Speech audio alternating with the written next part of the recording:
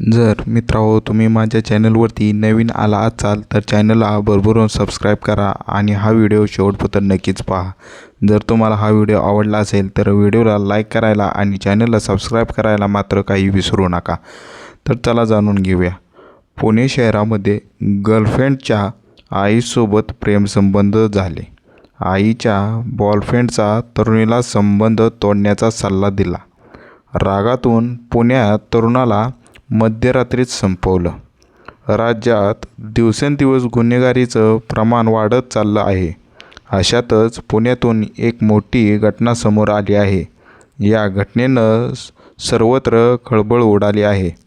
प्रेमसंबंध तोडण्यासाठी दबाव आणि धमक्या दिल्याच्या रागातून तरुणाचा निर्घृण खून करण्यात आल्याची धक्कादायक घटना हडपसरमधील काळेपडळ परिसरात उघडकीस आली आहे। या प्रकरणी काळेपडळ पोलिसांनी मुख्य सूत्रधारासह 6 जणांना अटक केली असून अटकेत असलेला प्रमुख आरोपी सराईत गुन्हेगार असल्याची माहिती तपासात समोर आली आहे। गणेश संजू बिरादार वय 25 राहणार सनानगर हडपसर असे मृताचे नाव आहे। दुर्गान उर्फ पारस सुनील मानकर वय 21 शुक्रवार पेठ। पारस किशोर गायकवाड वय 21 राहणार दत्तवाडी सिंहगड रस्ता।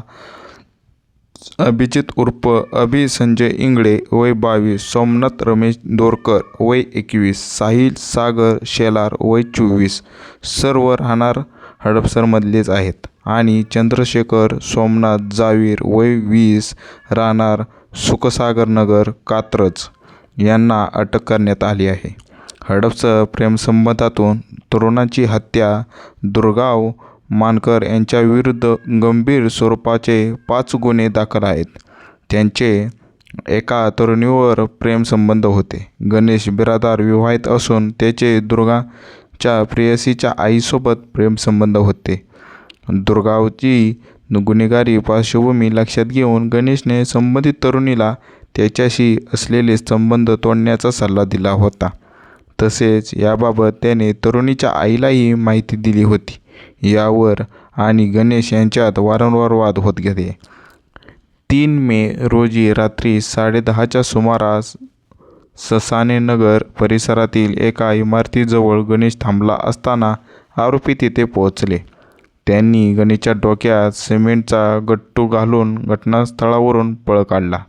गणेशला तातडीने रुग्णालयात दाखल करण्यात आले, मात्र उपचारादरम्यान त्यांचा मृत्यू झाला। या घटनेनंतर काळेपडळ पोलिसांनी खुनाचा गुन्हा दाखल करून आरोपीचा शोध सुरू केला। पोलिसांनी पकडण्यासाठी 3 पथके तयार केली होती। सापळा रचून पोलिसांना वेगवेगळ्या भागातून अटक करण्यात आली। न्यायालयाने आरोपीला पोलीस कोठडी सुनावली आहे। हडपसर येथील उषा किरण हॉस्पिटलमध्ये बॉम्बदृश्य वस्तू आढळल्याने एकच खळबळ उडाली। मात्र संभाव्य धोका आढळून हॉस्पिटलमधील रुग्णांच्या सुरक्षेला प्राधान्य देऊन रुग्णालयाचे प्रमुख डॉक्टर विलास गायकवाड यांनी स्वतःची वस्तू उचलून बाहेरील मोकळ्या जागेत नेल्याचे अनर्थ टाळला। इतक्या मोठ्या हॉस्पिटलमध्ये अशी वस्तू कशी पोचली? सुरक्षा व्यवस्था नेमकी मजबूत नाही का? असे प्रश्न आता उपस्थित होत आहेत। काही जणांनी बिलाच्या वादातून किंवा वैयक्तिक रागातून हा प्रकार केला असावा अशी चर्चा चालली आहे। तर मित्रांनो, तुम्हाला हा व्हिडिओ कसा वाटला कमेंटमध्ये नक्की कळवा आणि चॅनलला सबस्क्राईब करायला विसरू नका।